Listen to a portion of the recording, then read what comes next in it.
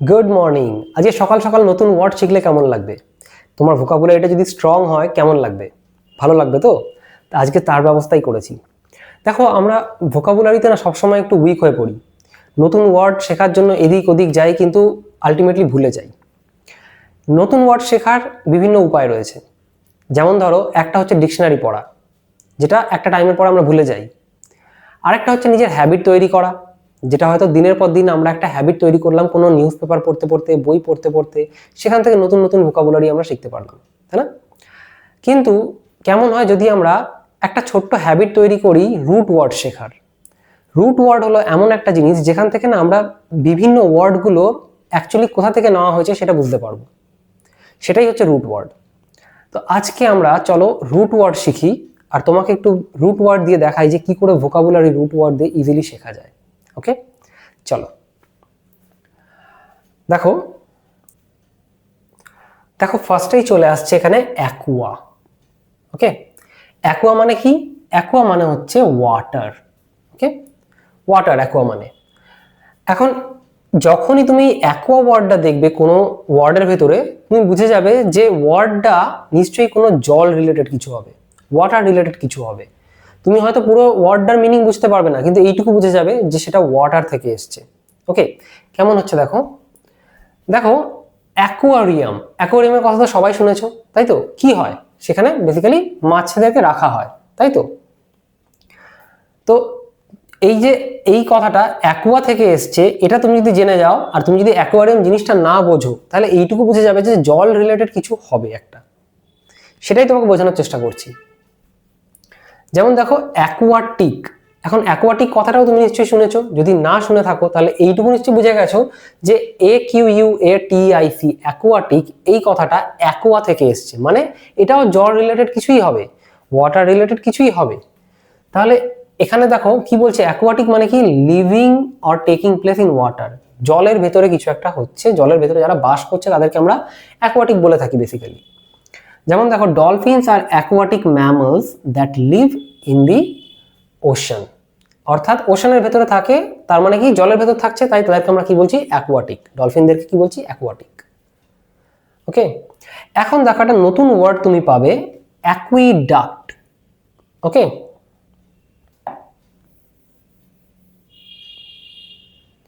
Aqueduct. এখন অ্যাকুইডাক্টার মানে কি? A channel build to carry water. এখন দেখো, অ্যাকুইডাক্টার তুমি কিন্তু মানে জানো না, নতুন ওয়ার্ড তোমার কাছে এটা। কিন্তু তুমি এই অ্যাকুইটা এসছে অ্যাকুয়া থেকে বুঝে যখন যাচ্ছ, তার মানে এইটুকু বুঝতে পারছো এটা জল থেকে, এটা জল রিলেটেড কিছুই হবে, ওয়াটার রিলেটেড কিছুই হবে, তাই না? তাহলে অ্যাকুইডাক্ট মানে কি? Channel build to carry water, অর্থাৎ এমন একটা চ্যানেল যেটা জল নিয়ে যাওয়ার জন্য তৈরি করা হয়েছিল। বেসিক্যালি আমরা যদি এইটুকু পড়ে নিই, যেহেতু এটা একটা আননোন জিনিস, আমাদের মাথায় থাকবে না, ভুলে যাব, একটা না একটা টাইমের পর ভুলে যাবই যাব। সব থেকে বেটার হচ্ছে আমরা যদি দেখতে পারি তেমন, তাহলে কেমন হয় এই জিনিসটা অ্যাকচুয়ালি কি, পড়ার সঙ্গে সঙ্গে। চলো আজকে সেই ব্যবস্থাটাই করেছি।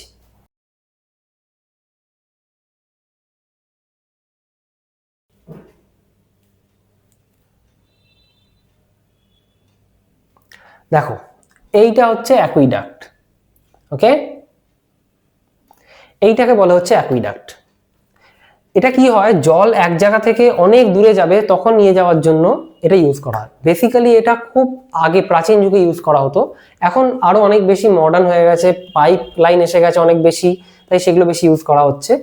তো এগুলোকে বলে অ্যাকুইডাক্ট। আরো একটা ছবি দেখো, তাহলে আরেকটু বেটার বুঝতে পারবে।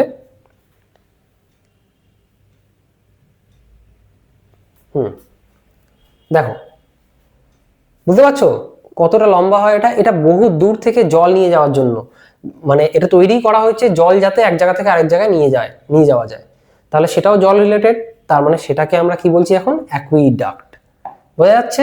তুমি হয়তো অ্যাকুইডাক্ট ভুলে যেতে পারো, কিন্তু এই ছবিটা ভুলবে না। তাই এই ছবিটা যখনই মনে পড়ে যাবে, তুমি অ্যাকুইডাক্ট মনে পড়ে যাবে। অ্যাকুইডাক্ট স্পেলিং কি? AQUEDUCT, aqueduct. বোঝা যাচ্ছে? যেটা এক জায়গা থেকে আরেক জায়গায় জল ক্যারি করে নিয়ে যাওয়ার জন্য ইউজ করা হয়। আচ্ছা, এবার আমরা দেখতে পাচ্ছি অ্যাকুয়ামারিন। ওকে, অ্যাকুয়ামারিন মানে কি? দেখো, আগেইন কথাটা অ্যাকুয়া যখন বলছে তার মানে কি? তার মানে নিশ্চয়ই জল থেকে এসছে, তাই তো?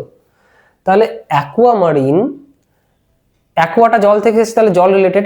এখানে বলছে আ ব্লু গ্রিন কালার, যেটা অলমোস্ট লাইক সি, জলের মতো, সি ওয়াটারের কালারের মতো। চলো আমরা দেখি সি ওয়াটারের কালার মানে কোনটাকে বলছে, অ্যাকুয়ামারিন।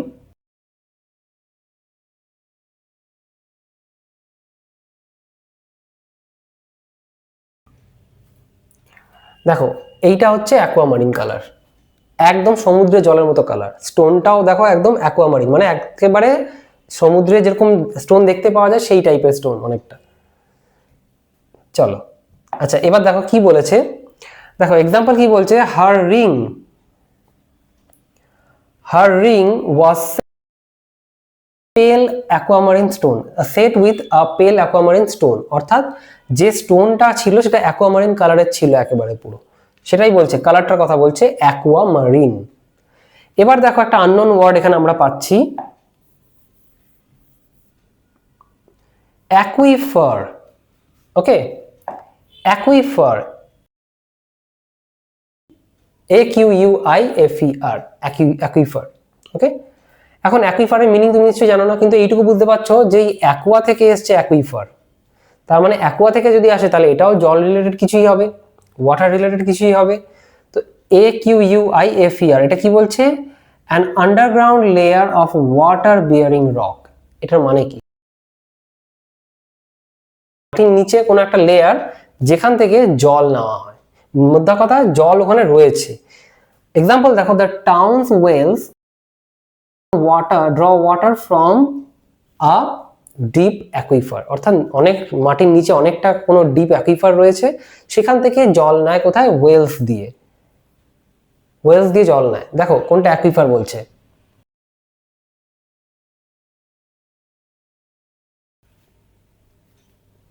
ওকে দেখো ভালো করে দেখো, এইটা হচ্ছে অ্যাকুইফার, মাটির নিচে অনেকটা জায়গায় দেখো জল জমে আছে এখানে, তাই তো।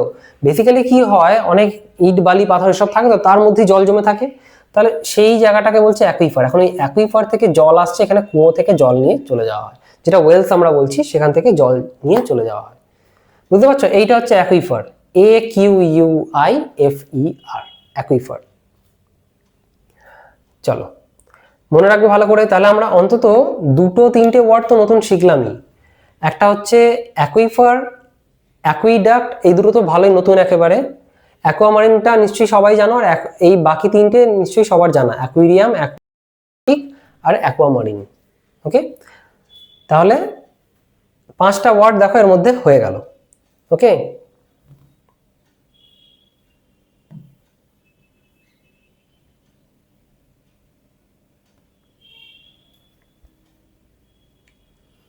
চলো এবার আমরা আসছি সেকেন্ড রুট ওয়ার্ডে। একটা রুট ওয়ার্ড আমরা দেখলাম অ্যাকুয়া, এবার সেকেন্ড রুট ওয়ার্ড হচ্ছে বায়ো। চলো বায়ো, বায়ো মানে কি বলছে, বায়ো মানে হচ্ছে লাইফ। ওকে, বায়ো মানে হচ্ছে লাইফ। এখন দেখো এটা হচ্ছে এই লাইফ মানে কি, তার মানে যাই আমরা বায়ো যখনই আমরা একটা সেন্টেন্সে পাবো তখনই সেটাকে আমরা লাইফের সঙ্গে রিলেট করবো, অর্থাৎ কিছু বলছে যেটা লাইফের সঙ্গে রিলেটেড। ওকে, যেমন দেখো বায়োলজি, সাবজেক্টের কথা নিশ্চয়ই শুনেছো, বায়োলজি, তাই তো। বায়োলজিতে কি হয়, the study of living things, যেগুলো লিভিং থিংস তাদের ব্যাপারে পড়ানো হয় বায়োলজিতে। এখন আমি জানি বায়ো কথাটা এসছে লাইফ থেকে, তার মানে লাইফ নিয়ে পড়ানো হয় সেই বায়োলজিতে, হয়ে যাচ্ছে। বায়োডিগ্রেডেবল, এখন বায়োডিগ্রেডেবল মানে কি, বায়োডিগ্রেডেবল মানে হচ্ছে basically able to break down naturally, যেগুলো অটোমেটিক ভেঙে যায়। বায়োডিগ্রেডেবল মানে হচ্ছে যে জিনিসগুলো তুমি পরিবেশের ক্ষতি না করে, এনভায়রনমেন্টের ক্ষতি না করে অটোমেটিক এনভায়রনমেন্টের সঙ্গে মিশে যাবে, মানে মাটিতে পুরো মিশে যাবে, ঠিক আছে, কিন্তু কোনো ক্ষতি করবে না। কিন্তু আমি যদি প্লাস্টিক ধরি, যে বায়োডিগ্রেডেবল নয় প্লাস্টিক, তাহলে সেই প্লাস্টিকটাকে আমি যদি বায়োডিগ্রেডেবল না, তাহলে সেটা নন বায়োডিগ্রেডেবল, তার মানে সেটা পরিবেশের ক্ষতি করছে, পরিবেশের মাটির সঙ্গে মিশবে না, বছরকে বছর ওরকমই থেকেই যাবে। দেখো বায়োডিগ্রেডেবল কি বলছে,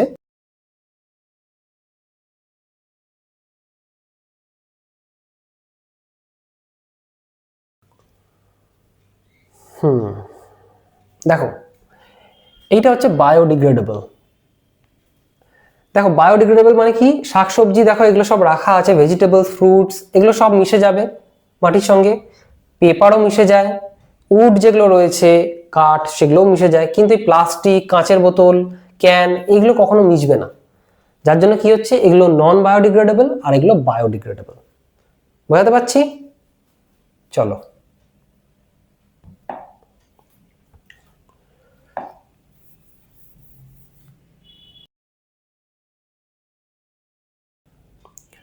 এবার দেখি আমরা বায়োগ্রাফি। বায়োগ্রাফির কথা নিশ্চয়ই সবাই শুনেছো। বায়োগ্রাফি কি? Are written account of someone's life, কারণ লাইফের ব্যাপারে কিছু লেখা। যেমন আমরা বায়োপিক শুনি না, বায়োপিক করতে গেছে, সেই তো বায়ো থেকেই এসছে, কারণ লাইফের ব্যাপারে কিছু মুভি তৈরি করা, বায়োপিক। তাহলে বায়োগ্রাফি মানে কি? কারোর ব্যাপারে কিছু লেখা, কারোর লাইফের ব্যাপারে কিছু লেখা হয়েছে, তাহলে সেটা হচ্ছে বায়োগ্রাফি। বোঝাতে পারছি? তাহলে বায়ো থেকে এসছে বায়োগ্রাফি। এবার দেখো অ্যান্টিবায়োটিক, আগে এই কথাটা কোথা থেকে এসছে? বায়ো থেকে। যখনই আমি বায়ো পেয়ে যাচ্ছি তার মানে নিশ্চয়ই আবার এখানেও কিছু লাইফ রিলেটেড বলেছে, তাই না? দেখো অ্যান্টিবায়োটিক জিনিসটা কি?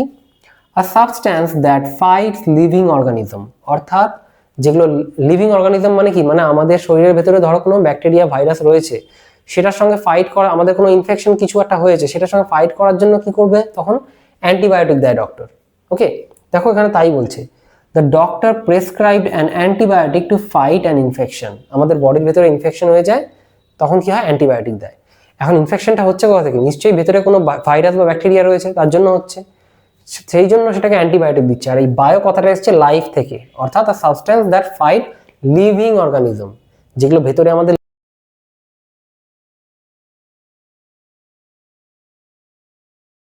তাই না, ভাইরাস ব্যাকটেরিয়া, তো সেইগুলো ওই জন্য এখানে অ্যান্টিবায়োটিক বলা হচ্ছে।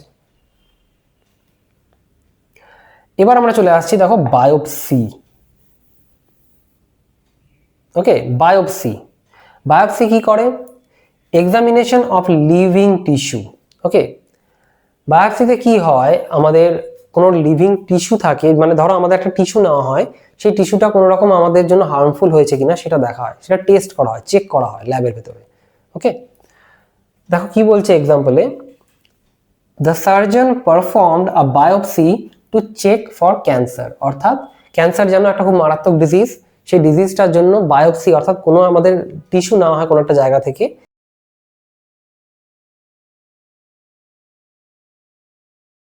ছোট্ট একটা টুকরো কিছু নেওয়া হয় বডি, ঠিক আছে, যার জন্য কি হয় সেটা তারপর টেস্ট করা হয়, চেক করা হয় আদৌ সেটা আমাদের শরীরে ক্ষতি হয়েছে কিনা, আদৌ ড্যামেজ হয়েছে কিনা, সেইটাকেই বলছি, প্রসেসটাকেই বলছে বায়োপসি। ওকে, এখন বায়ো, अगेन বায়োপসি বায়ো থেকে এসছে, বুঝতে পারছি? আচ্ছা,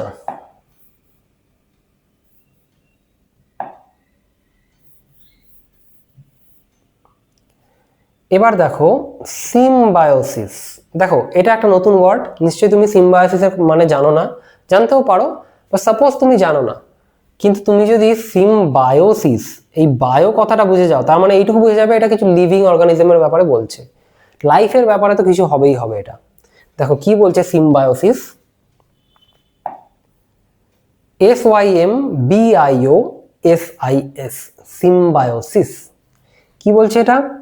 টু অর্গানিজমস লিভিং টুগেদার, দুটো অর্গানিজম একসঙ্গে বাস করছে একে অপরের উপর ভরসা করে, তখন তাদেরকে বলা হয় সিমবায়োসিস। এক্সাম্পল কি দিয়েছে? The clown fish and sea anemone live in symbiosis, অর্থাৎ ক্লাউন ফিশ একটা রয়েছে সমুদ্রের মাছ, আর তার সঙ্গে রয়েছে সি অ্যানিমনি, এরা দুজনে কি করে? একসঙ্গে একে অপরকে সাপোর্ট করে বেঁচে থাকে। দেখো কিরকম হয় সিমবায়োসিস।